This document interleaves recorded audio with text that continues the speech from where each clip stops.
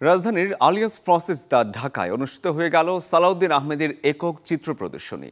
দেব্রিজ এই শিরোনামে প্রদর্শনীতে ঠাঁই পেয়েছে শিল্পীর ৩০টি অ্যাক্রিলিক চিত্রকর্ম।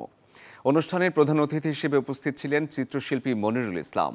এছাড়াও বিশেষ অতিথি হিসেবে ছিলেন পরিচালক মোস্তফা জামান। সালাউদ্দিন আহমেদের এই একক চিত্র প্রদর্শনীতে উঠে এসেছে গাজার যুদ্ধ, কাশ্মীরের চলমান দুর্ভোগ কিংবা চট্টগ্রামে রোহিঙ্গা শরণার্থীদের হতাশার গল্প। এই প্রদর্শনী প্রতি সোমবার থেকে শনিবার আগামী ৩১ মে পর্যন্ত বিকেল ৩টা থেকে রাত ৯টা পর্যন্ত সবার জন্য উন্মুক্ত থাকবে।